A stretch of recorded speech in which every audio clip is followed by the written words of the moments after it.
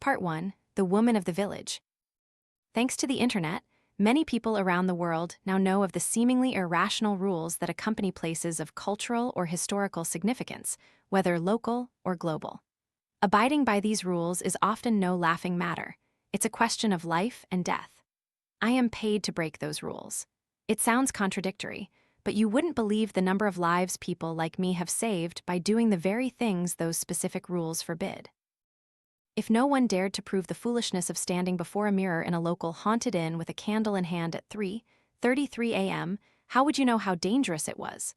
Or why you should ignore the breathing behind your neck when passing through a cemetery at night? Legends fade over time, the fog of fear dissipates, and suddenly, people are no longer wary of the darkness. Our scarred bodies are warnings to those arrogant enough to challenge these almost natural laws. Don't misunderstand me. Just because we aren't usually killed doesn't mean we can't be, or that you wouldn't be.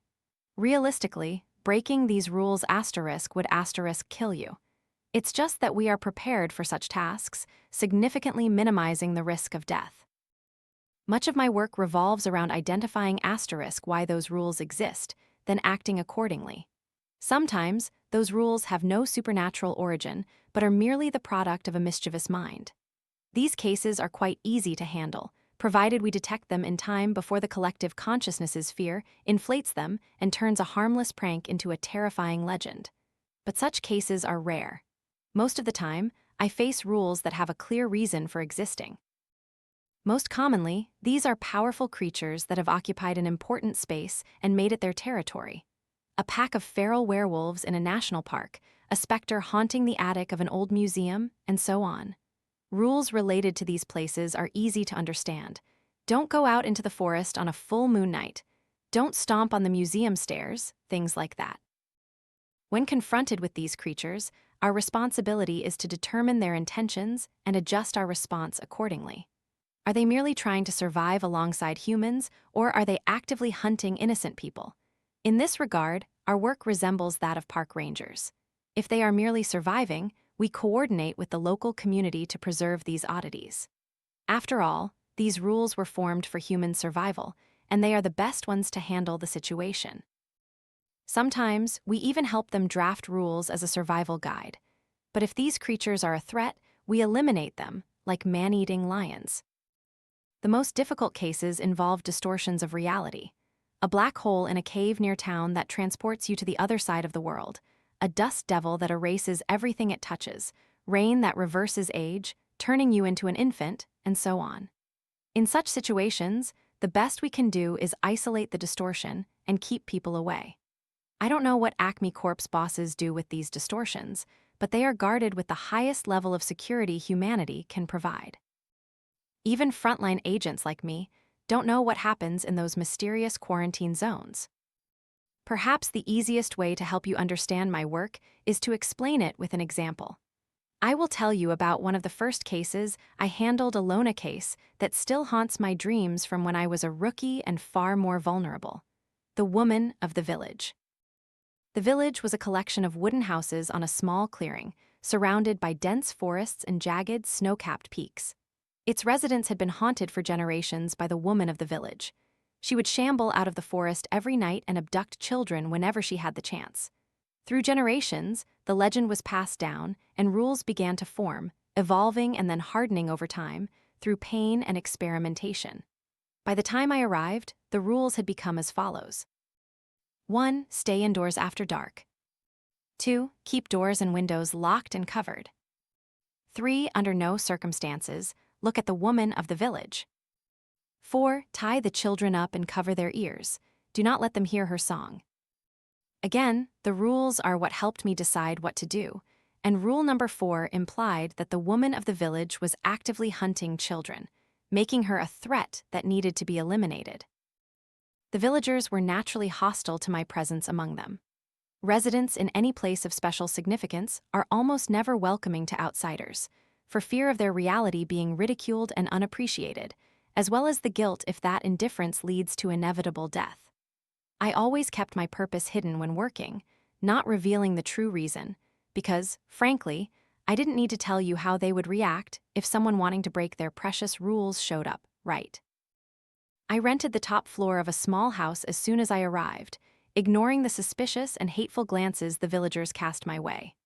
My landlord sternly warned me of the horrors that visited the village every night, flecks of saliva spraying from his tobacco-stained teeth, his hands trembling as he handed me a crumpled piece of paper with the list of rules.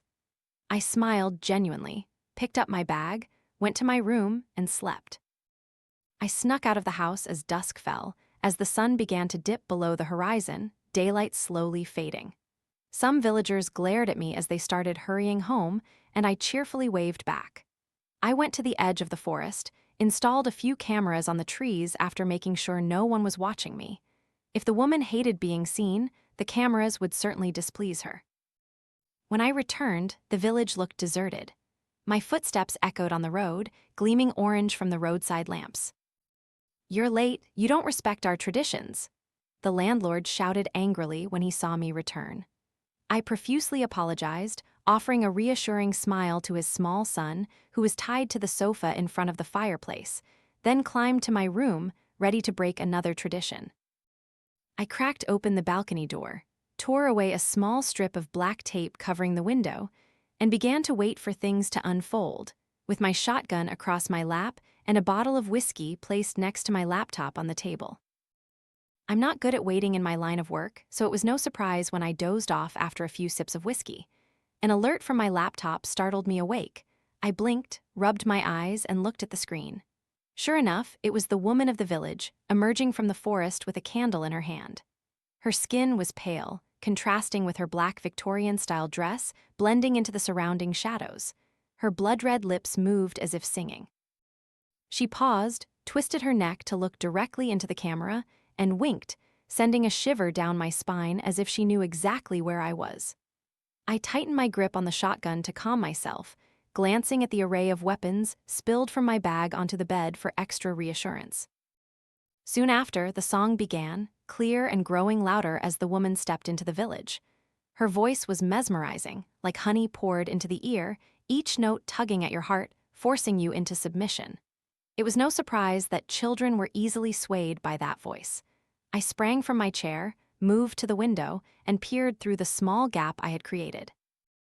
That night was near a new moon. The darkness was so profound that even the streetlights struggled to fight it, but the candle did not. Its flame burned brightly, fueled by the magical song. There was something profoundly unsettling about it. The candle was only a few inches off the ground. At first, I thought she had placed it on the road, but then I saw it move, floating. A fear rose in my stomach as I realized what was happening. She was crawling on all fours, claws digging deep into the ground as she tried to pull herself forward, her hands clutching the candle, all while continuing to sing. Her voice did not falter, even as she crawled on the ground, as if the two actions were entirely unrelated. She lifted her neck and her gaze met mine. I was only looking through a tiny slit in the window, but somehow she knew I was watching her. She stared back, her lips stretching into a wide smile, revealing perfect teeth, but the singing did not stop. I recoiled in fear, my heart pounding in my chest. Remembering my mission, I took a deep breath, kicked the door open, and stepped outside. The song abruptly stopped, taking all sound with it. The silence was suffocating, like a knife pressed against your throat, sharp enough to scratch the skin and draw blood. I saw her near where I had just seen the candle. She was closer, and I could clearly see the malice in her eyes, which almost brought me to my knees.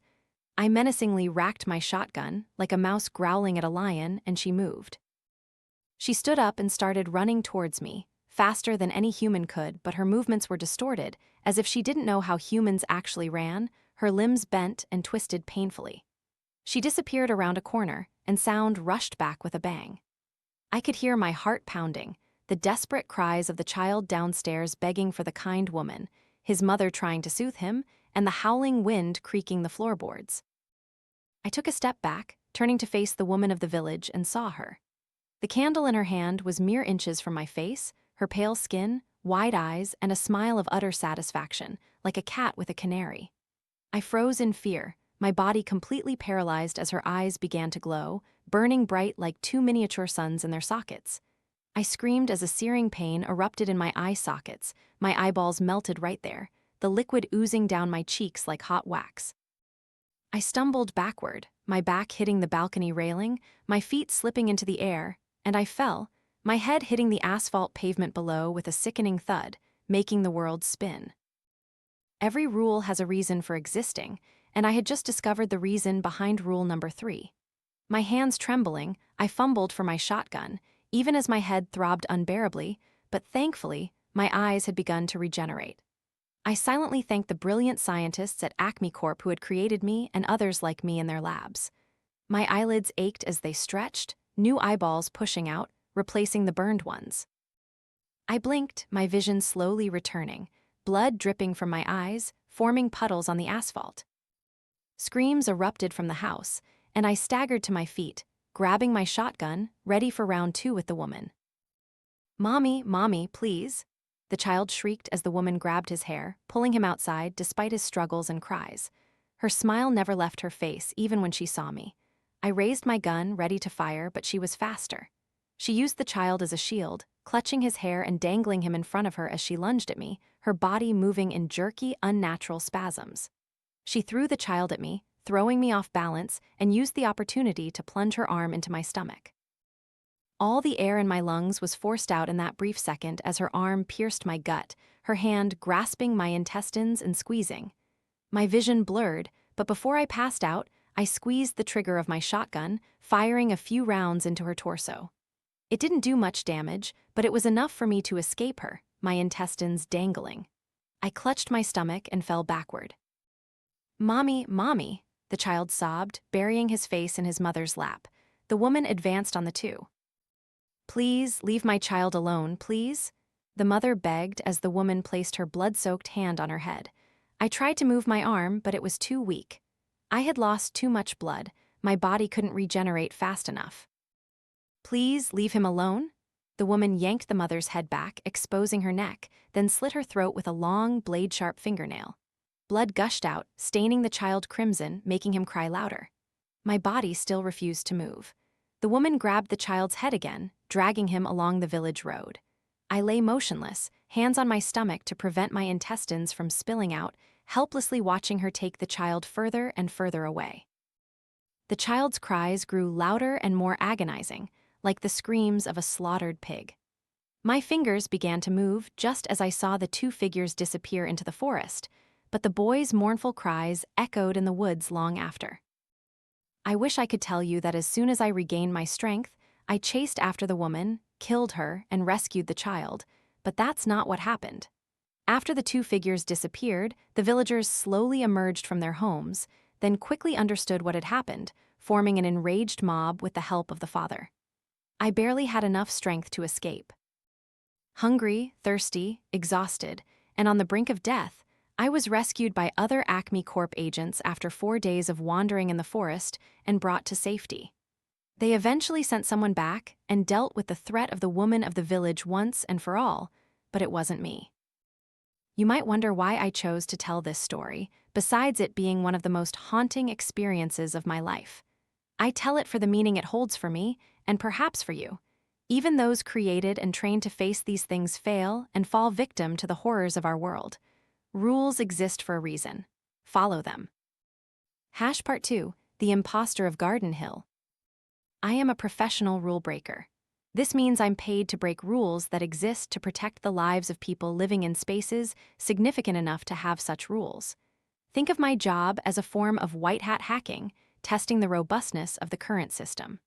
Rules can serve as a survival guide for those living near these areas, but that's not all they do. Do you know what the general purpose of rules is? The scientist who pulled me from my artificial womb used to say that rules provide structure and order to life, keeping chaos from overwhelming. You don't need motivation to succeed in life, he would often say. You need discipline. And he forced us to forge discipline to the point where we lived like machines, each day divided into specific time slots with specific tasks. For someone who cultivated rule breakers, he was incredibly rule-abiding. The same applies to the creatures I face. Their existence is intimately tied to the rules created to control them. For creatures that merely want peace and survival, these rules are a lifeline, a safe haven from the prying eyes of humanity. But for predatory creatures, they use the rules to manipulate their prey, exploiting fear, setting traps within the intricate web of rules to catch people off guard and devour them. That's why we always say simplicity provides strength. The simpler the rule, the easier it is to remember and embed into the collective consciousness, increasing their chances of survival. Think about it. Which would you find easier to remember and follow? Lighting one candle at your door every night, or lighting 17 candles, each of a different shape and size, placed at specific corners of your house? Complexity allows things lurking in the shadows to exploit your mistakes and slip through the cracks. They'll snatch you when you think you've done everything right and are safely tucked in your bed. A cold, damp hand touching your foot in the middle of the night will be a chilling, and perhaps final, reminder of how wrong you were. However, simplicity can also be a double-edged sword, especially with creatures that feed on the rules themselves. I'm talking about tulpas manifestations of darkness from the collective consciousness. These are creatures that exist solely because people believe they exist, and the stronger the belief, the more powerful the tulpa. Rules give this belief a ritualistic aspect, making them harder to contain. The first tulpa I faced was a long-haired woman in a white dress, born from a 70s college party.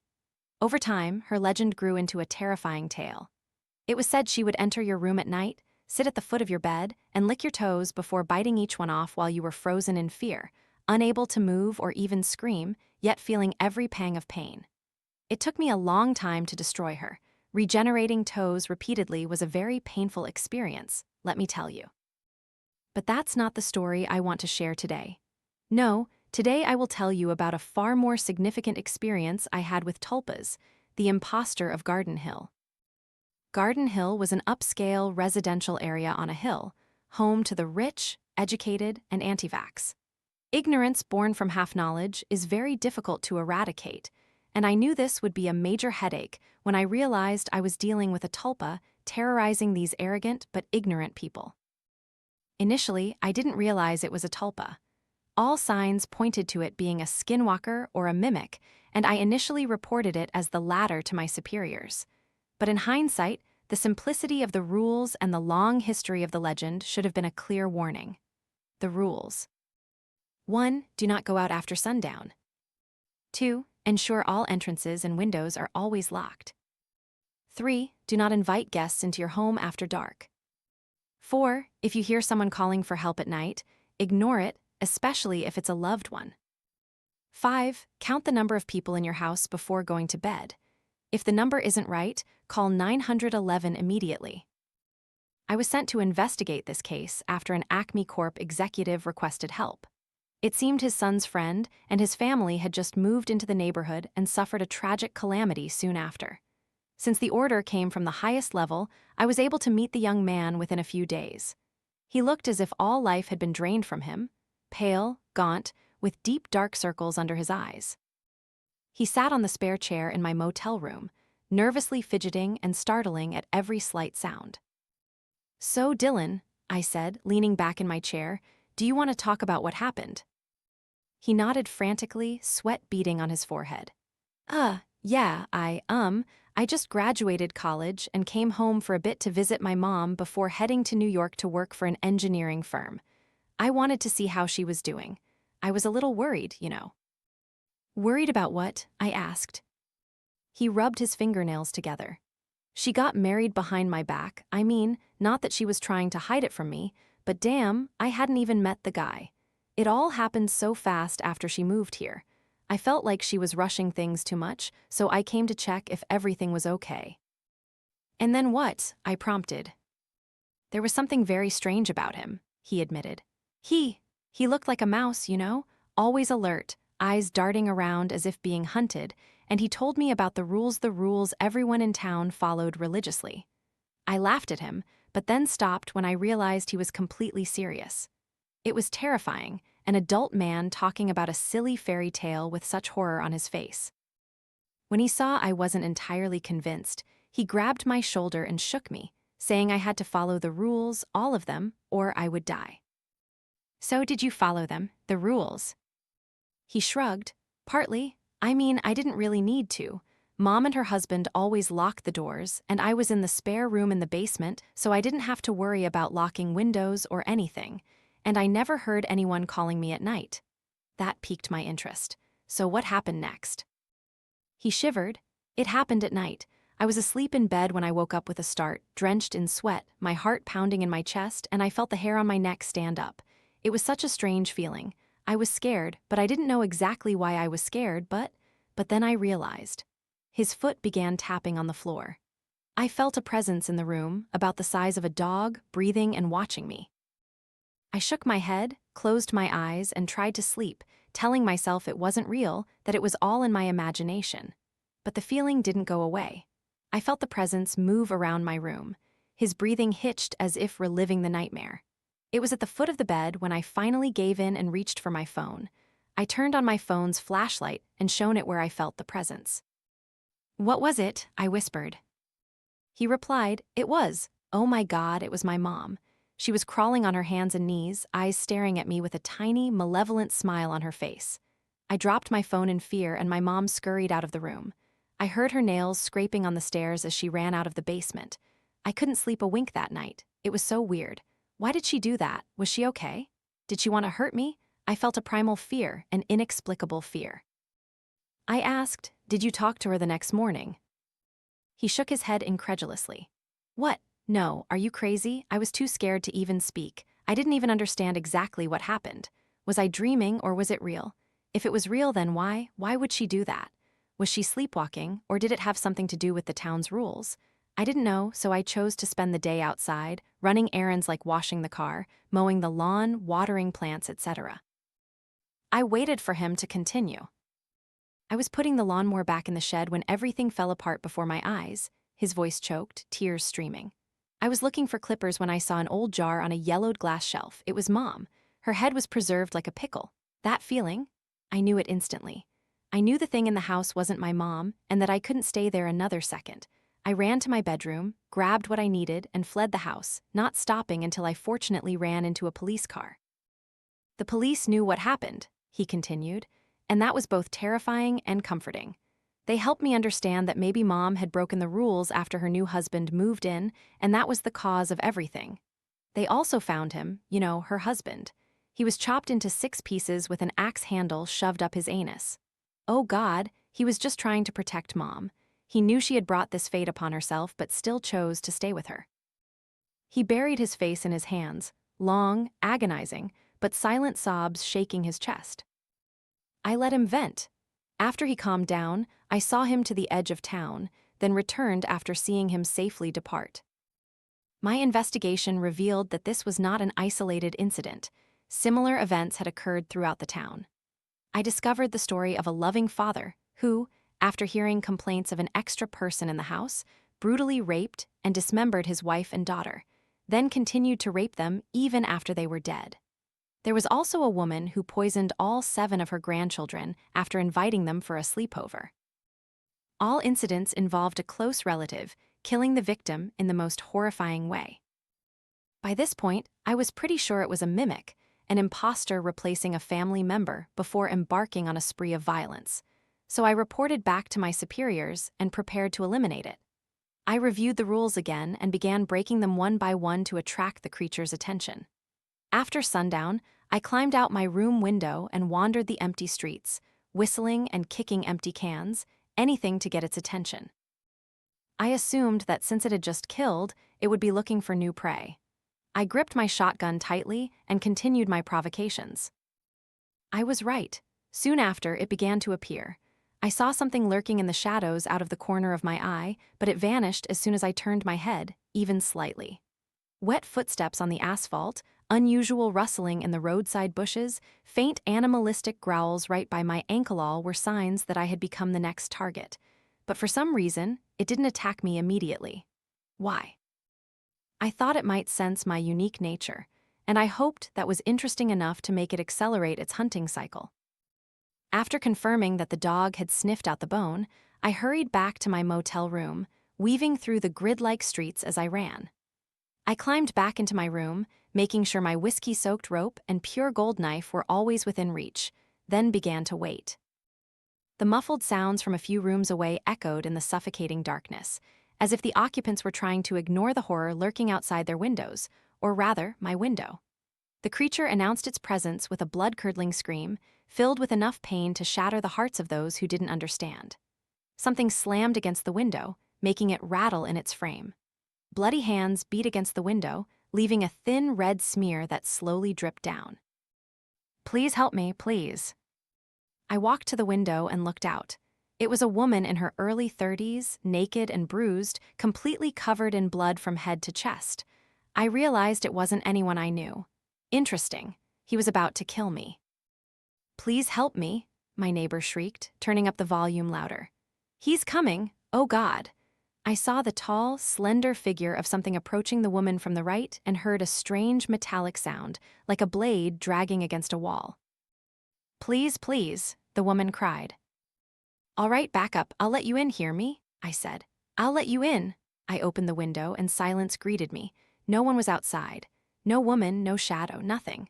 Well, it's not unusual for a mimic to project illusions onto its victims. I walked to the window, placed my hands on the sill, and scanned the surroundings. I saw nothing, at least not until I looked down into the void directly below the window. There, crouched with her hands between her feet like a dog, was a woman grinning at me. I recognized her. It was Dylan's mother. Her hand shot up in a swift, sharp movement. "Whoa, back up!" I raised my gun and fired a few shots at her. She lunged into the room, tearing at my flesh while laughing maniacally. She inflicted injuries faster than I could regenerate, and the room began to look like a Jackson Pollock painting.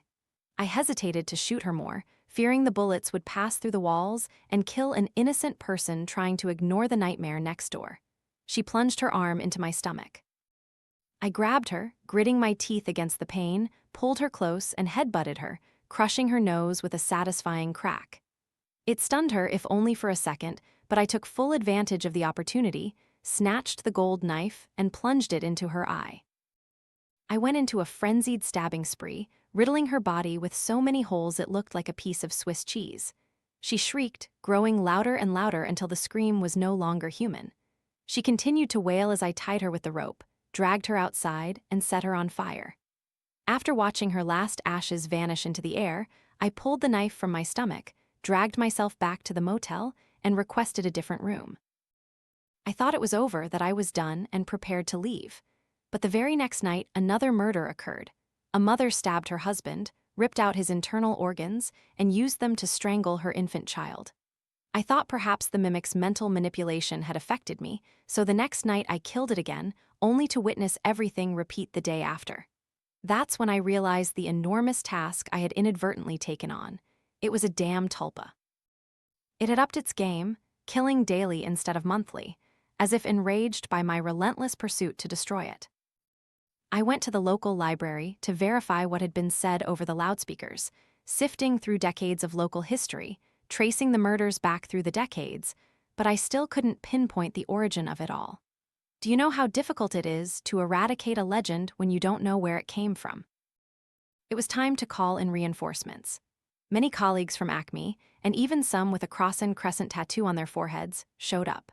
We were assigned to stake out the city, watching day and night to ensure the tulpa didn't kill anyone else, and to eliminate it every time it appeared. In the meantime, we laid the groundwork to finally erase this legend, fabricating records, staging announcements that it was all just a prank, even classifying the tulpa's murders as cold cases.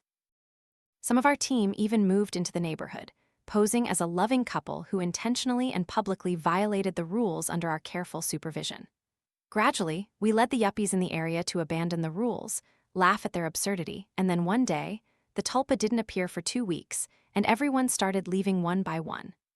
I was the last to leave, nearly a year after I arrived at Garden Hill, and even now, solving this case remains the greatest pride of my life. Part 3, The Spirit of the Forest. I am a professional rule breaker. In other words, I'm paid to break rules designed to save lives, to prove the necessity of those rules, or to end the reason for their existence. A core aspect of my job is making ethical decisions. In fact, ethical dilemmas and similar choices were among the first lessons we learned growing up. Acme's personnel didn't just want to destroy anything that could be classified as supernatural without thinking. That's why, when investigating a case, my job is to determine whether the entity requiring the rules is malevolent and actively hunting humans, or simply trying to coexist with them. But there have been cases where things didn't fit neatly into those two boxes, forcing me to venture into gray areas and get creative to resolve them. A colleague of mine handled a case where a group of teenagers harassed a naturally docile entity, driving it mad and causing it to kill, devastating the community. The ultimate decision was to leave the creature alone and spend months building stricter rules and educating the surrounding populace on why provoking the entity again was a bad idea. Today, I want to tell you about a similar case where the ethical lines blurred and my analytical capabilities were put to the test: the spirit of the forest. I was personally summoned to handle this case by a high-ranking figure in Acme's hierarchy. This pleased me immensely, both because my efforts were being recognized and because it was the first assignment I'd received on a Native American reservation. From the gray skyscrapers of New York City to small, scattered homes on sparsely wooded land, I felt as if I had stepped into an entirely different country. I hoped things would go smoothly here. Native American tribes are often very careful with their traditions and lack the arrogance that makes working in urban areas so incredibly difficult, or at least that's what I had heard. But conversely, the land they lived on was ancient, and the most dangerous entities always felt comfortable dwelling on land at least as old as themselves. Law enforcement operates a bit differently in these areas. In Oliphant v. Suquamish *, the Supreme Court ruled that tribal courts of American Indians do not have criminal jurisdiction over non-Indians. So when a group of outsiders was brutally murdered here, the case was handed over to the federal level, which meant I had a copy of the police reports before arriving at the reservation. Those files were difficult to review. I could feel the burning hatred emanating from the photos of the bodies. Whatever killed these people truly despised them, and I think that crimson hatred even prevented it from fully enjoying its killing. Smashed heads with pulpy brains spilling out, deep lacerations across torsos cutting through spines, torn limbs, images enough to make even the most seasoned rule breakers nauseous. I had a vague guess as to what was behind these murders, and my conviction was solidified when I learned of the rules. 1. Do not enter the forest on a full moon night. 2. On the full moon day of each month, offer meat to the spirit of the forest. 3. Sweat lodge ceremonies in the forest are not to be interrupted. 4. Do not insult or defile the forest. The people of the tribe also followed other rules related to dream catchers and other traditions, but they weren't very relevant to what was happening here, so I didn't copy them down. Thankfully, the full moon was only a few days away, and coincidentally, it fell on the 15th. I silently thanked my luck and used the time to investigate further. I visited the home of Jason Miller, the first man murdered here, and met his wife, Stephanie. With her tangled brown curls and thick-rimmed glasses that couldn't quite hide her tired eyes, she sat across from me, nervously biting her nails. I've talked to the other officers, she said. It seems they haven't been much help. I reassured her and explained that since the case had been handed over to the federal level, the tribal officers couldn't really do anything. He was so excited about the new job, she said, smiling vaguely. Said our lives would be so much better. We both grew up in poverty, you know, so when he talked about the salary he'd be getting for this job, oh God. All right, ma'am, I said, offering her a tissue from the box on the table in front of us. Take your time. This project was supposed to completely change the company, he said. If he finished it, it could change our lives. She rubbed her nose and sniffled. He poured his heart into it, working day and night, even forgetting to eat. I know that sounds stressful, and it was, but it was still manageable until everything changed. What happened? I asked. I could see him getting more and more stressed, more agitated, as if something was really bothering him, but he refused to talk about it. I once saw him yelling into the phone, pacing back and forth in his office. Sometimes he looked really scared. I tried to get him to talk to me, but he just became serious and said he loved me when I pressed him. She wiped her eyes with the tissue. I couldn't take it anymore. All that fear, all those secrets, so I decided to find out what he was doing. Tried to follow him, you know? And then I saw him leave the house at night, go straight into the forest. She shivered. I can tell you we were never too superstitious or anything, but I couldn't help but feel scared, you know, especially seeing how he was behaving and how serious everyone here was about us respecting those traditions and rules. I wondered how many times he had done this before. Did he sneak into the forest every night without telling me? If so, why? I nodded, encouraging her to continue. I wish I had followed him that night, she sobbed, because he never came home again. They found him the next morning at the office. His head was severed, nails hammered into his eyes and pinned to the door. The rest of his body was dismembered, piled on the floor nearby like a cursed animal. He must have suffered so much pain. They killed him brutally. No one deserves to die like that. She gritted her teeth, clenching her fists. Officer, please catch whoever did this to him. Please make them pay, you hear me. Make them pay, make them pay. After assuring her that I would do my best to solve the case, I left.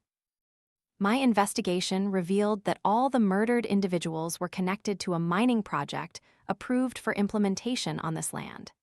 Initially, I assumed the spirit of the forest was enraged by this transgression and was retaliating against those it considered intruders. I didn't know what this spirit actually was. I feared it might be a reality distortion phenomenon, like the ones I mentioned before, so I sent a message to Acme, requesting that if I didn't make contact soon, they should deploy a larger force. But rule number 1 made me think it was possible I was dealing with werewolves, no less dangerous, especially on a full moon night when they are strongest but have less control over themselves. However, werewolves are still much easier to deal with than a rift in spacetime, which could trap me forever in a vacuum. But if they were werewolves, what about the other questions? If they were werewolves, what was their connection to the spirit of the forest? Assuming they weren't mistaken for the spirit itself. As the pale full moon night descended, I entered the forest, carrying all the equipment I thought I might need. No, I didn't bring silver bullets, but I had hollow point rounds filled with silver powder just as cheap, just as effective. The moonlight filtered through the sparse canopy, illuminating the forest floor, making it easy for me to move through the woods with my trained tracking skills. It wasn't hard for me to spot the signs. Wolf paw prints on the ground, fur clinging to tree bark where my prey had rubbed itself to mark its territory, and the strong, lingering scent in the air. Then I heard a howl echo from the north. I breathed a sigh of relief. I was dealing with a werewolf. I gripped my Remington tightly and began tracking the rogue wolf, moving so silently that it would surely make my trainer proud. It didn't take long for me to get close enough to hear its movements, and soon the wolf moved to the left, deeper into the forest at an accelerated pace. Was it hunting or fleeing? Had it detected me? Deeper into the woods, I saw something on the ground, black and glistening. I bent down to examine it and realized it was a sequined leather jacket. It must have transformed nearby, I guessed. A chilling howl cut through my thoughts. The howl was deep and powerful, full of malice in every ear-splitting sound. I was surprised to realize that, deep down, I had an instinct to run, as if my senses were telling me I had gone too far and needed to retreat. The werewolf I was tracking must have been stronger than I thought. 5 minutes later, after moving through the forest, I saw it. It stood about 8 feet tall, covered in thick brown fur, walking on its hind legs with sharp red eyes glinting like rubies in the moonlight. I managed to raise my gun, but the wolf was faster, disappearing into the forest shadows, leaving my bullet to pierce the tree trunk directly behind where its head had been. I gave chase, trying to keep it in my sights, vowing not to miss next time. Weaving through branches, leaping over fallen logs, I pursued it, but it was always just out of sight, its bushy tail vanishing just as I caught a glimpse. When I felt it stop, I realized I had been led to a small, circular clearing in the forest. I raised my gun, ready to fire, but suppressed a bitter laugh as I understood my predicament.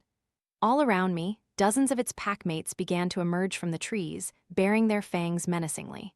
I was a fool. I wasn't the hunter, I was the hunted.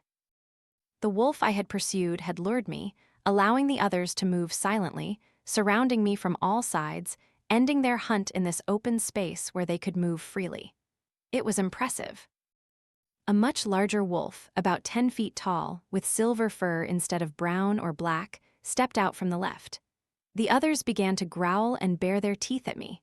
I dropped my rifle, drew my pistol from its holster, and a silver-plated knife from my ankle sheath. "Bring it on," I muttered. A branch snapped somewhere behind me, and I spun around, firing a few shots into the chest of the leaping wolf. Its body slumped to the forest floor, trembling in pain.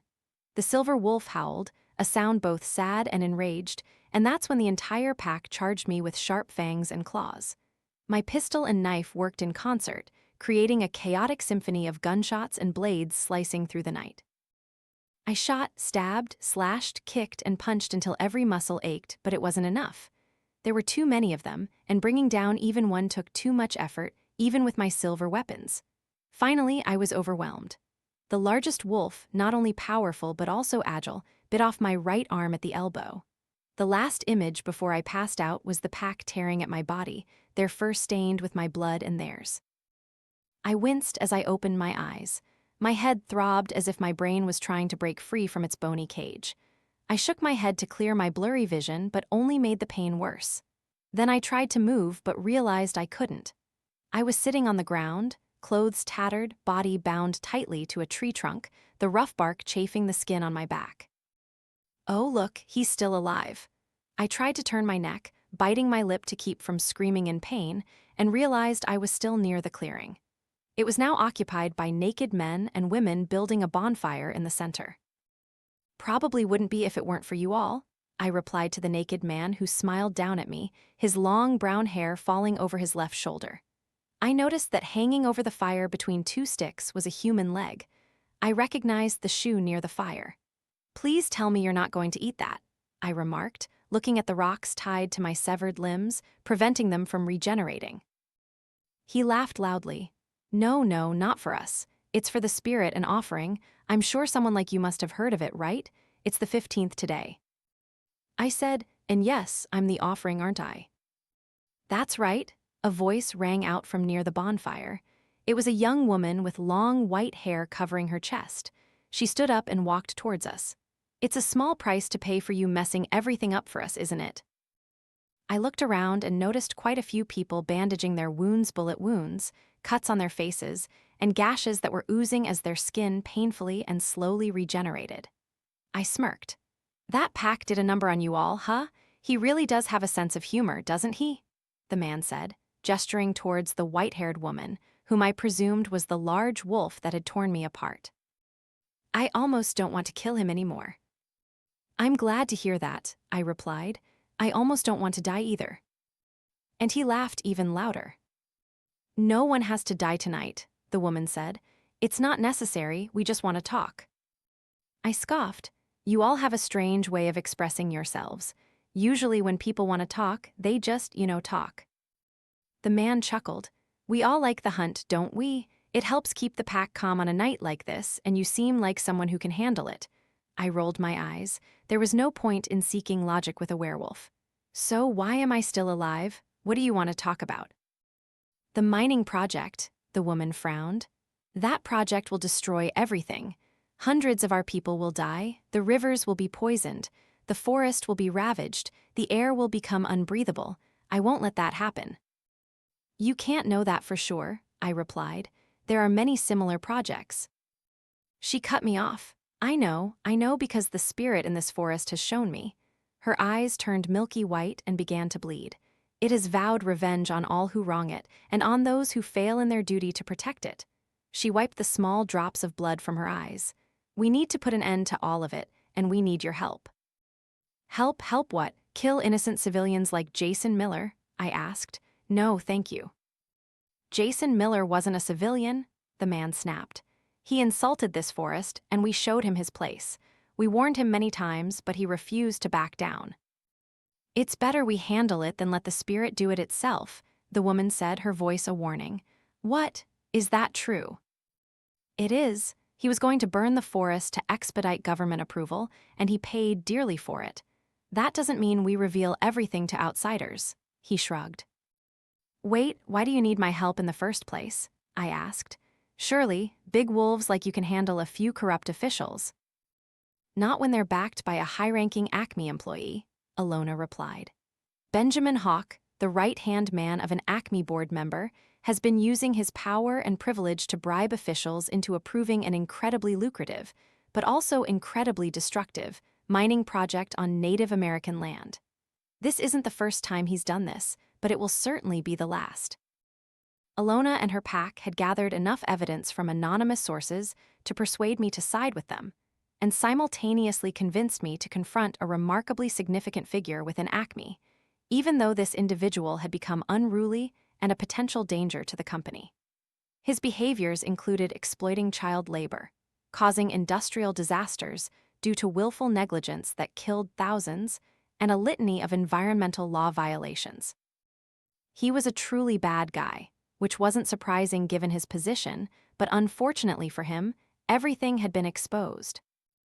I brought this evidence to an Acme director, the one who had assigned me this mission.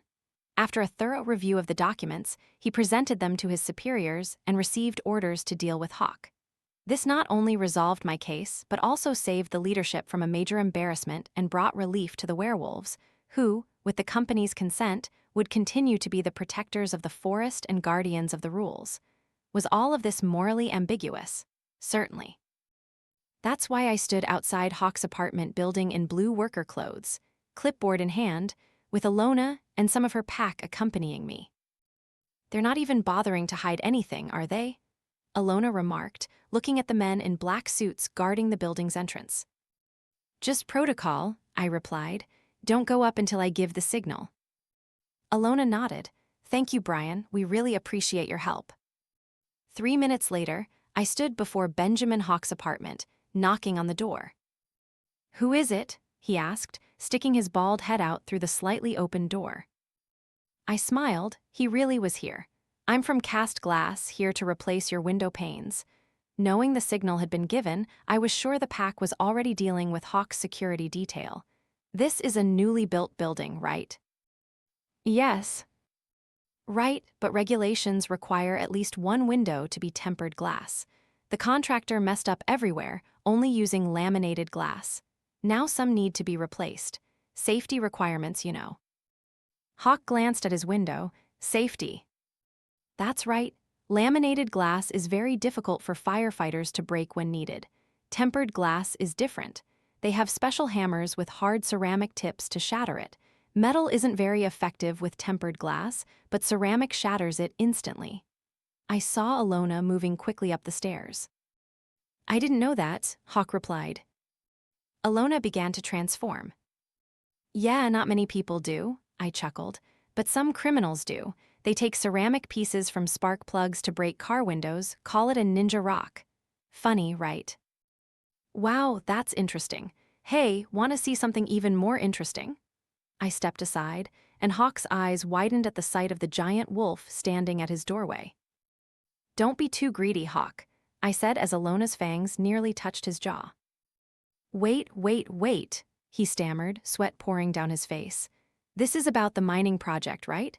Oh God, I'll cancel it. Stop right now, I'll withdraw, please don't kill me." "She doesn't have a choice," I remarked. "The spirit is very strict." "What?" he asked, confused. "I'll give you money, lots of money. You can buy a whole other reservation." Alona growled. "Oh, too bad," I commented. "Wrong choice." "You can't," he shrieked. "You can't kill me. Do you know who I am? Do you know what the company will do if they find out about this?" "I'm here with their permission, Hawk," I said. He looked at me as if I had grown 2 extra heads. "What? They betrayed me after everything I've done for them." He couldn't finish his sentence as Alona bit through his throat. I turned my back and walked away, not wanting to witness the brutality I had almost experienced myself. Job done, with a promise to hunt together again, I bid farewell to Alona and the pack.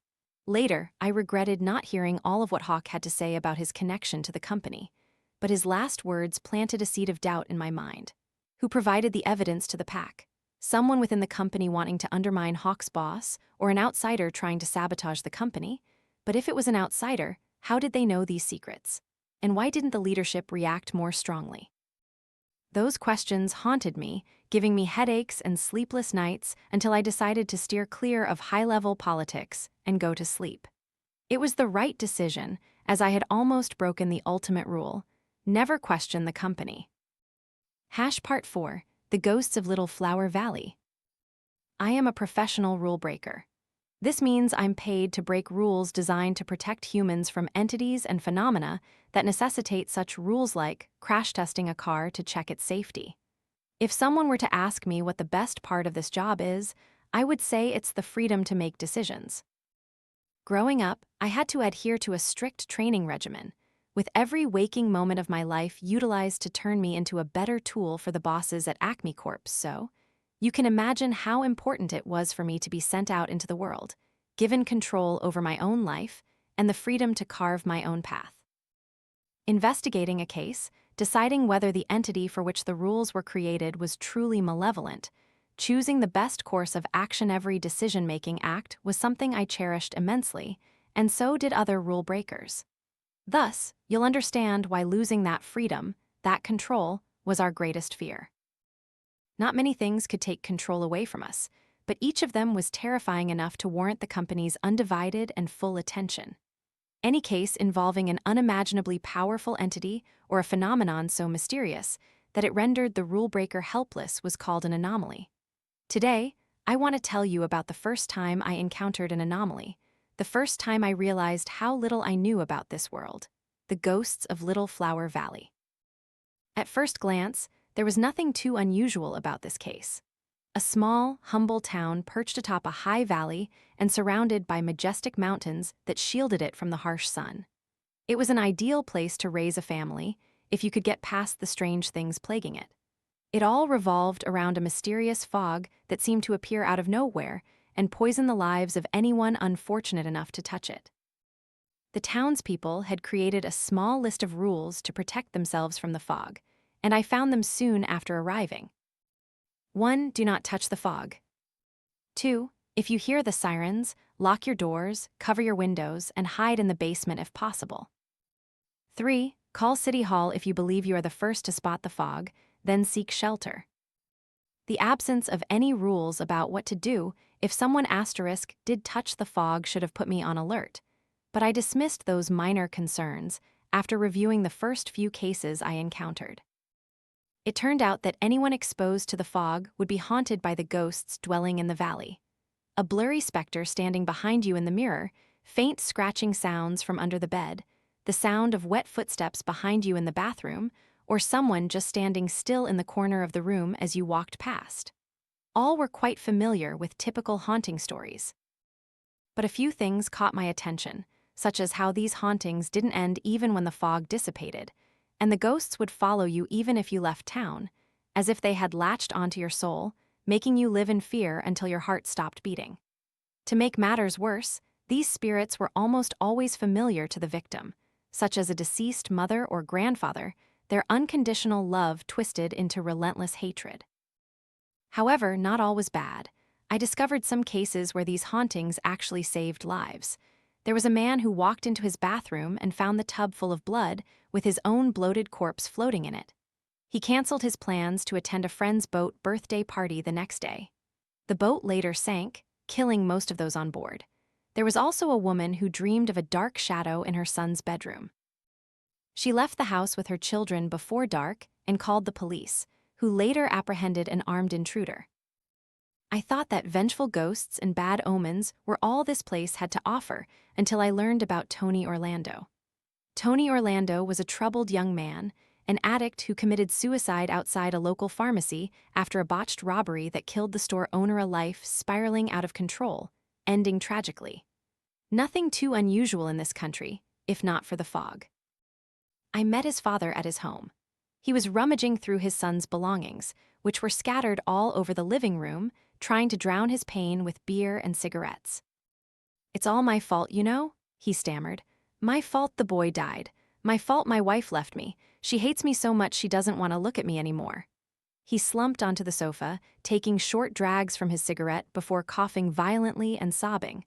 I waited silently for him to continue. "I was the one who insisted we move here," he said. "I was the one who laughed at the neighbors when they warned us, told us about the rules. My wife, bless her, tried. She tried to follow the instructions, despite my sarcasm. She argued with me until I agreed to hide from the fog if it came." He flicked ash onto a photo of his son. For about 10 seconds, he just sat there, staring at the photo before continuing. "I have to admit, I was scared when I first heard the sirens.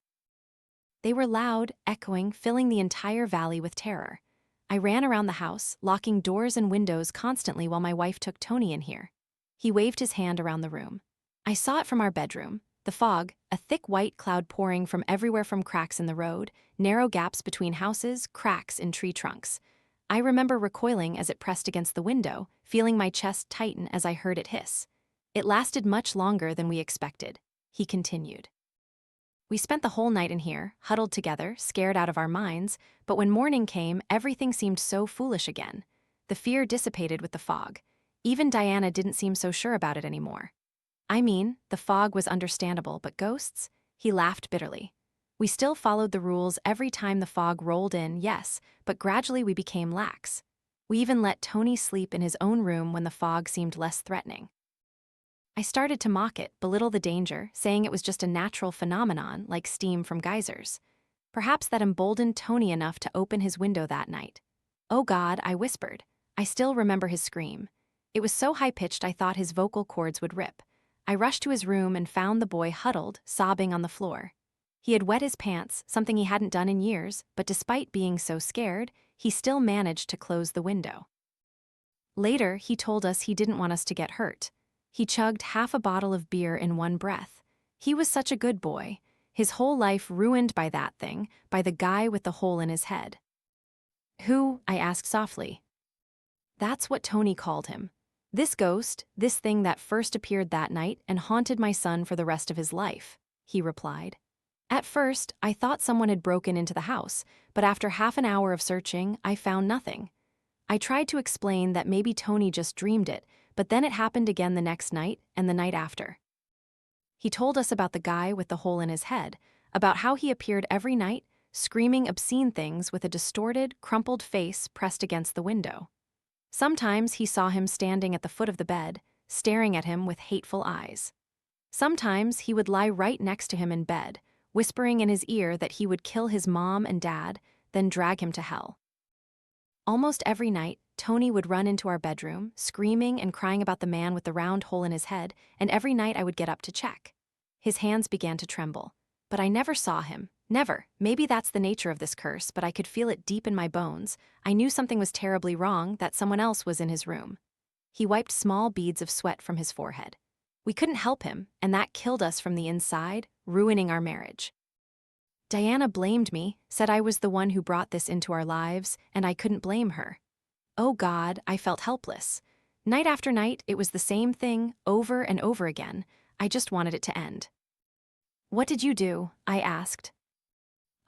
He stammered. I advised him to confront it himself. Told him if he saw the guy with the hole in his head again, just go to sleep. He wasn't real. If he didn't think about him, he would disappear. I clicked my tongue. "I just didn't know what to do," he said. We started therapy, sent him to his grandparents for the summer, but nothing worked. The nightly visits continued, no matter where he was. As he grew up, he gradually closed himself off. He was just a shell of the child we once knew. The light in his eyes disappeared. He failed most of his classes, no friends, no life, stuck with disappointed parents. He turned to drugs to escape reality. He got addicted to prescription pills he bought from a dealer. I had a huge fight with him when I found out he was using drugs. He angrily said he had no other choice because his parents had abandoned him to the ghost, to the guy with the hole in his head. He left home after the fight and never spoke to us again. The next time I saw him was at the morgue with a bullet wound in his head. He began to sob again. I left the grieving father to his own devices and went to the police station to continue my investigation. I searched through CCTV footage, and what I saw sent a chill down my spine, my heart pounding in my chest. I dialed Tony's father. "Hello, Mr. Orlando? It's Agent Walker. I just met you a few hours ago." "Yes, sir. Did your son ever tell you what that guy looked like? The guy with the hole in his head?" Silence. Is this really important? "Yes, sir. Very important." He was a middle-aged bald man, wearing a yellow jacket, blue jeans, and had a round hole in the middle of his forehead. I was stunned. Small stars danced before my eyes as I heard the description that perfectly matched the image of the pharmacy owner on the night he was shot dead by Tony Orlando. My mind reeled as I tried to grasp the implications of what Tony's father had just said. That night, Tony Orlando entered the pharmacy to steal drugs to satisfy his addiction, a bad habit born from years of psychological torment by something supernatural. Upon entering the store, he saw the image of his tormentor standing right in front of him. Panicked, he shot him in the head. The store owner, enraged at being killed in such a manner, decided to haunt him. His ghost somehow traveled back in time and became the cause of his addiction and ultimately, his own death. Tony understood this the moment he pulled the trigger. After realizing that he had inadvertently created the years of suffering he had endured, Tony walked out of the pharmacy and took his own life.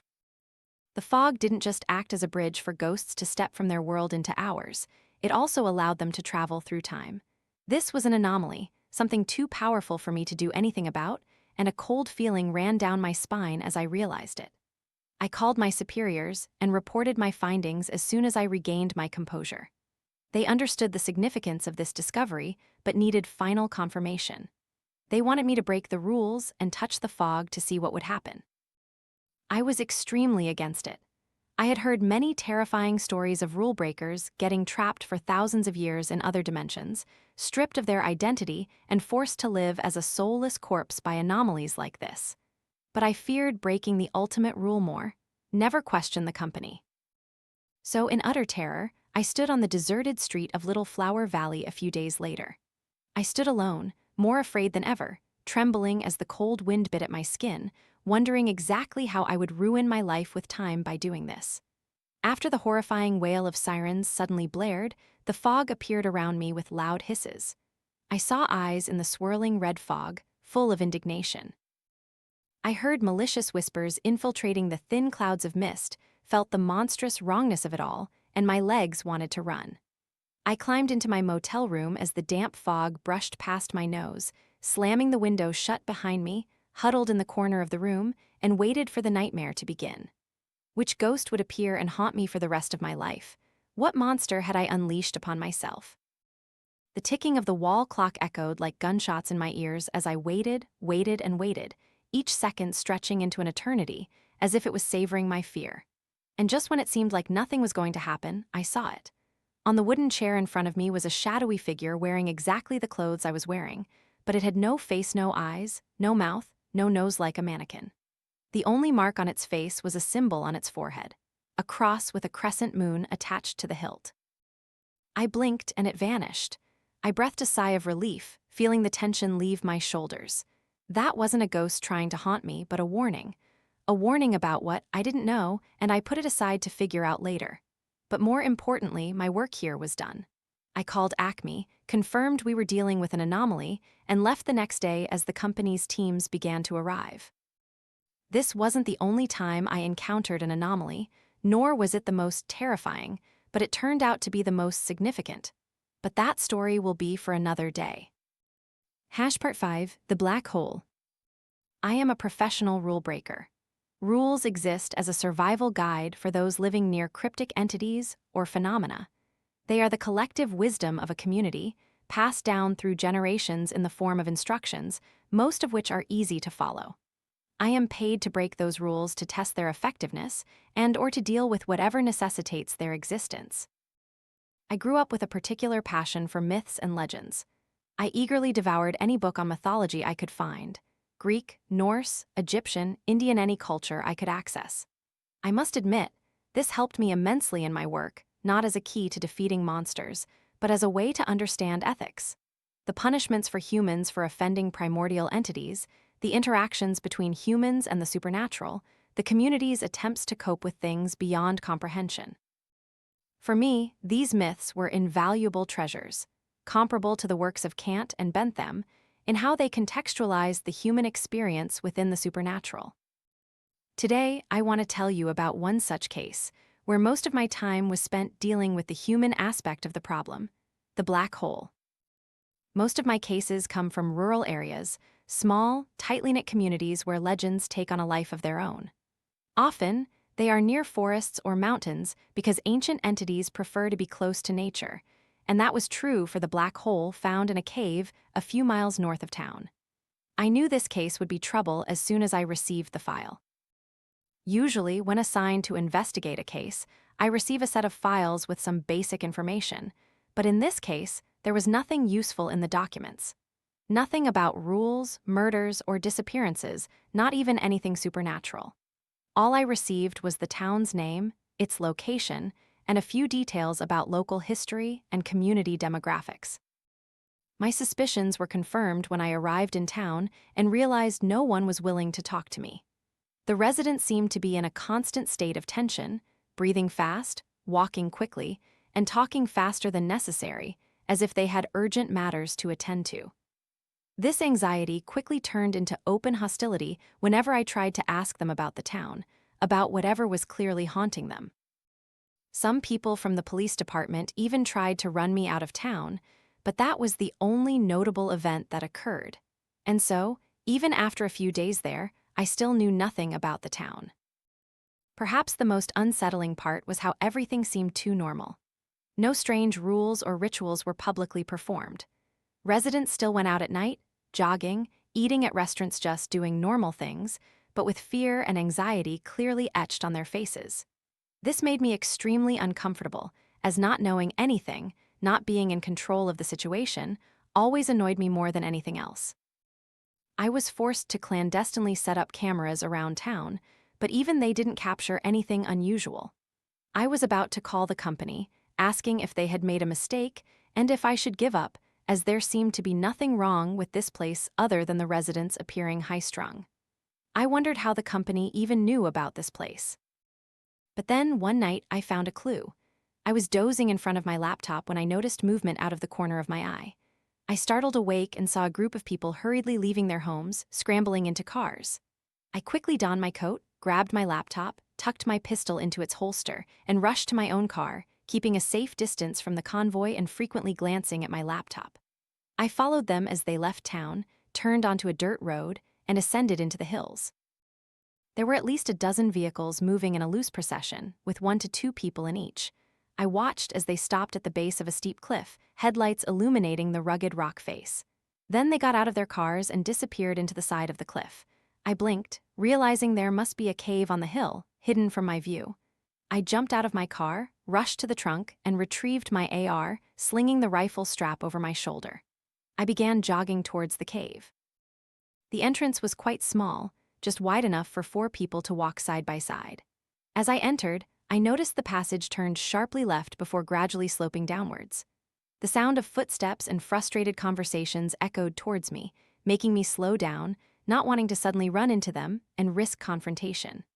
After following the winding path for about 15 minutes, I turned right and entered a large cave chamber with a hole in the center of the floor.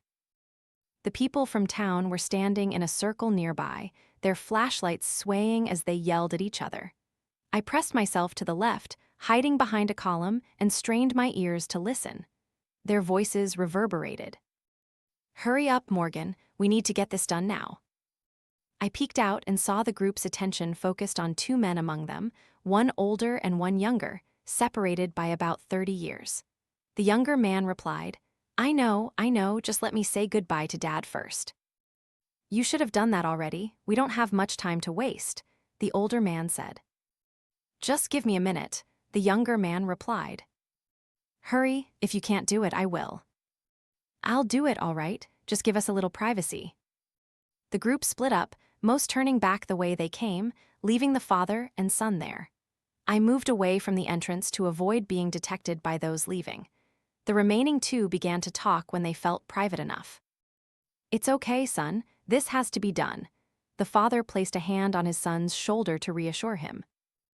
"Dad," the son's voice cracked, "No, I can't do this." "You have to," the father replied with a slight reprimand in his voice. "For the family, for the town, you have to." The son sobbed, "You've lived a good life, son, no regrets. Now I just want to be with your mother, okay?" The son nodded, wiping away tears. "Good boy," the son unzipped his jacket, reached inside, and pulled out a pistol. "I love you, Dad." He pressed the gun to his father's chest. "I love you too." I turned on the flashlight mounted under my rifle barrel, stepped out of cover, and advanced towards the 2. "Drop the gun, or I'll shoot." The son jumped, spinning around to face me. He blinked as the flashlight blinded him. "Drop it immediately." The father was the first to regain his composure. "Who? Is that you, Rick? What are you doing here? I told you we'd take care of this. Drop that damn gun." "I'm warning you again," I said. The son began to raise the gun, so I shot him in the leg.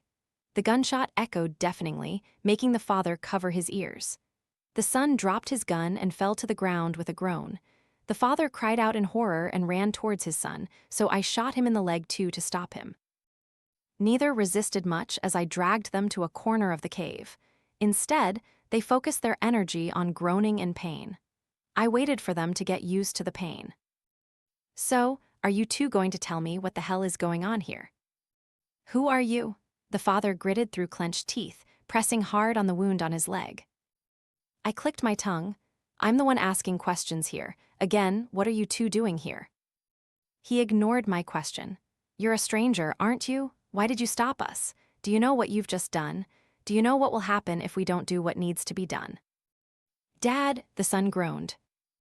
"No," I replied, "but I really want to know. Why don't you tell me?" He glared at me with hatred. "Speak," I urged, "or do you not understand your current situation?" I pointed to my rifle. "We're not allowed to tell you anything," he said. I said in a threatening voice, "I'm sure breaking that promise is better than watching your son's head get blown off right in front of you, right?" He growled, but after a few seconds of composing himself, he told the story, and that's how I learned about the black hole and the single rule associated with it. It turned out that the small black hole behind me contained a powerful primordial entity. The people of this town had sacrificed one of their own each month for years, throwing the body into it to appease its greed, and failing to perform the ritual on a night like tonight would lead to death and destruction. All attempts to escape were futile. Even this father had killed his wife and his own father to appease the monster. Now, his son was going to continue that morbid tradition. Not on my watch, not if I had anything to say about it. I stood at a crossroads, needing to quickly decide how to proceed. Outsiders might think the gunshots and screams were part of the sacrificial ritual, but they would certainly grow suspicious if the son didn't emerge. I thought perhaps I could drag these two out of here, but that wasn't feasible. The outsiders could easily catch up, or worse, they might sacrifice someone else. No, if I wanted to break the rule, I had to make sure no one died and fell into the black hole that night. I decided to hold my ground right there. After muttering sincere apologies to the father and son, I shot them in their uninjured legs, gave them temporary first aid, and bound them with their belts and torn t-shirts. I prayed that blood loss wouldn't kill them before the night ended. The father said the person killed had to be thrown into the hole to complete the ritual, but I didn't want to risk that. Sweat poured down my forehead, and my heart pounded in my chest. Every passing second was an opportunity for doubt and suspicion to arise in the minds of others. I didn't want to be caught in that open space.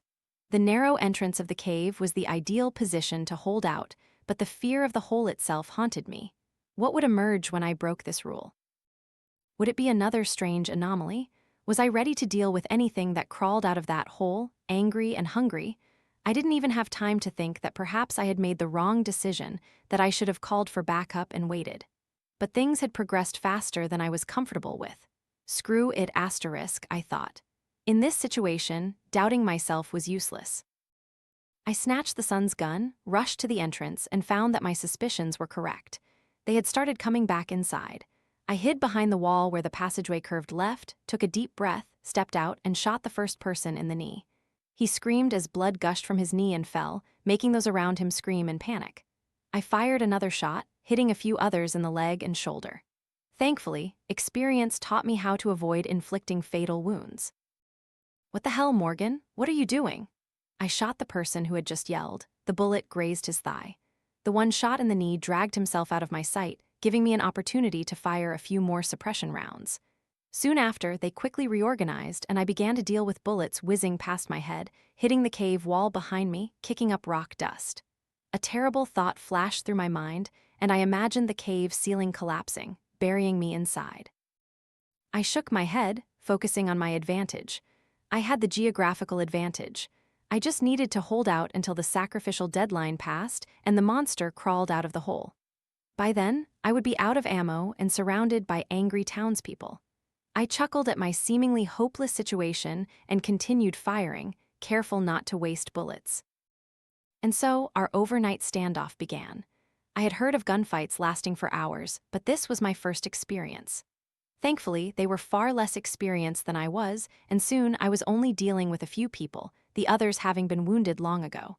But then their reinforcements arrived, and I had to fight back again. I must admit their resilience. Despite seeing most of their comrades wounded, they continued to fight, firing relentlessly until the gunshots made my ears ring. They tried various methods as the night wore on, attempting to blind me with car headlights, but I shot out the lights. They even had the sheriff try to talk me down while someone covertly approached. A bullet to the hip quickly ended that game. I was thirsty, hungry, and exhausted. My brain felt like it was going to explode in my skull. I was almost out of ammo, and everything seemed hopeless. Then I saw the first glimmers of green and orange on the horizon. The sun was rising, and my heart pounded again. What would crawl out of the hole? How many people would it kill?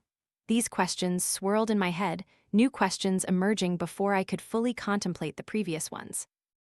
But the battle didn't stop, even when morning truly arrived, revealing a scene of shattered, blood-streaked windshields and broken but conscious bodies strewn about. They didn't even bother to evacuate the injured. But nothing happened. Inside the sunlit cave, nothing happened. No raging monster. No reality anomaly. Nothing. Initially, I worried that the father and son had found a way to complete the ritual, so I retreated to the second major turn in the cave, near the open area containing the black hole, and what I saw there was the most horrifying thing I had ever witnessed in my life. Both of them were fine, sitting in the corner of the cave with blank expressions. They realized that it was morning and had come to some realization much faster than I had. There was no monster in the black hole. The townspeople had been killing each other over something that didn't even exist. I don't remember much of what happened next. I only know that the two eventually snapped out of their shock somewhat before staggering outside and explaining to the others what had happened. I distinctly remember the bewildered and despairing looks that spread across the faces of those outside. The realization that they had killed their loved ones over a wild legend would inflict untold trauma on the town. But they weren't the only ones in shock. The senseless cruelty of it all also affected me deeply. A few of them tried to hold me back, demanding an explanation for the night's events, but I escaped. Some of my contacts at Acme said the black hole wasn't entirely useless. It was a rift in reality that led to the other side of the world. Perhaps that had something to do with how these legends arose, how it led to the most cruel form of ritual imaginable. I don't know, and it's not something I want to think about much. I often wonder about my actions that night, wondering if I did the right thing. Perhaps sometimes the worst thing you can do is open Pandora's box and find it utterly empty. Part 6, Plain Town. I am a professional rule breaker. That means I'm paid to break rules designed to save lives. I've never talked much about my childhood, perhaps because I didn't think there was anything worth telling. The scientists at Acme created me in their labs and raised me into a warrior, along with dozens of other genetically enhanced guinea pigs like me, to break limits, cross boundaries, and save lives. Aside from my unusual genesis and rigorous training, my life was as normal as other unadopted orphans could hope for. We worked together, ate together, played together. We were brothers, though not by blood. Dr. James Faulkner, the closest thing we had to a father figure, once quoted at our graduation ceremony, "You don't truly realize the good moments of your life until they are gone." And I must admit, he was right. Every time I think of those days, a pang of sadness hits me. My brothers I grew up with, the cramped room I lived in as a teenager, the playground with creaking, rusty swings those days were my refuge after every failed mission, when innocent people were killed right before my eyes. I would retreat and reminisce about that happy time. But with recent events, the second part of Dr. Faulkner's lesson has been ringing in my head. Though we don't realize the good moments, we certainly know when the bad times come knocking. Good moments might be just a slight tickle at the back of your neck, but bad times are like being hit straight in the face with a baseball bat. There's no way you can miss them. So, when I received the file on Plain Town and read through it, I knew the worst time of my life had arrived. Just a glance at the document describing the faceless people resembling mannequins sent my heart racing. Memories from my time in Little Flower Valley and the terrifying anomaly I had experienced flooded my mind as I continued to read the file. I had not been looking forward to this mission, but even after all that, I still couldn't have imagined that this case would become the last mission I ever undertook for Acme. Plain Town. Things moved quickly, even before I arrived in Plain Town. While en route to my designated starting point, following instructions for a meeting, I decided to stop at a roadside diner for breakfast. I didn't have many options. It was the only place within miles where I could get some food. I pulled into the parking lot, looked at the cracked sign with a sigh, then got out of my car. The diner was exactly as the sign promised. Rickety tables and chairs, dusty windows covered in years of grimy, dilapidated oasis in the middle of nowhere. So you can imagine my surprise when I realized the most beautiful woman I had ever seen was sitting in the corner, sipping lemonade. She smiled when she saw my surprised expression, and I quickly turned my face away, looking in another direction before sitting down in a chair opposite the television. I realized there was only one person working in the diner, a middle-aged bald man who appeared to be of Arab descent. I turned back to intently watch Wile E. Coyote and the Road Runner's hilarious chase on TV. Really funny, isn't it? Probably the funniest show I've ever seen. I jumped, spinning around. A man stood right next to me, blonde hair, blue eyes, incredibly handsome. Where did he come from? I have to say, I prefer this show to Tom and Jerry. He smiled as he spoke, then casually slid into the seat across from me. But perhaps that's because of the profound meaning it holds for me. My heart pounded in my chest. How had I not noticed him before? How did he get in here? Who was this guy? I stammered. Oh, right, he said with feigned remorse. Sorry, I forgot you haven't eaten yet, have you? Hey, Murtaza, he shouted, startling the man behind the counter. 2 orders of eggs Benedict for me. The man just grumbled in reply. He turned back to me. I'm Liam, it's a pleasure. Caught in this strange situation, I reached down for the gun in my pocket to reassure myself. Whoa, he held up both hands, looking alarmed. I wouldn't do that if I were you. Maddie over there is quite sensitive to gunplay. We don't want to make a mess here, do we? I turned my neck and saw the blonde woman aiming a cold, sharp magnum at me, her smile challenging, like a cat toying with a mouse. Beads of sweat began to break out on my forehead, and my hands clenched into fists. Clearly, they had planned this. I was surrounded and had no chance of escaping unharmed. Even if the woman missed me, I still had to deal with the sly guy in front of me, and he seemed utterly calm and confident, like someone who had seen more than his share of battles. How else could he have snuck up on me without my knowing? I quickly assessed the immediate possibilities. Should I ignore the woman and shoot the guy in front of me, or duck to the ground and try to take them both down? Jump sideways and leap through the window? None of the options seemed promising. I was truly cornered. Calm down, Brian, the man Liam said. We really don't want any trouble here. You all have a strange way of showing it, I replied, adrenaline still coursing through my system. He knows who I am. Do you know where they come from? He asked, ignoring my remark. I frowned in confusion. Who? The monsters you hunt, you know, the ones that make people create rules around them, the rules you love to break, he said. Who are you? How do you know all that? I growled. He sighed and pointed to his forehead. I saw something that seemed to be trying to break through the skin from the inside before settling and appearing as a tattoo. A cross with a crescent moon attached to the hilt. Oh, I nodded. You've seen people like me before, right? On a mission working with your colleagues? He continued, speaking as I nodded. My organization is very old, from a time when things from the other side walked freely in our world, sowing terror and devastating communities. A group of intelligent people gathered and decided that enough was enough, that the thin veil separating the two worlds needed to be properly protected. Since that day, we have worked as guardians of the boundary, maintaining the natural balance between the two worlds. I thought you were just hunters, people who kill monstrous creatures, I muttered. An understandable misconception, he admitted, but we are not hunters, we are more like rangers. It's true that sometimes we have to kill a few man-eating lions, but our main job is to protect the forest. I nodded subconsciously. It reminded me of my own work. That must sound familiar to you. In fact, it was my people who created Acme in the first place, he continued.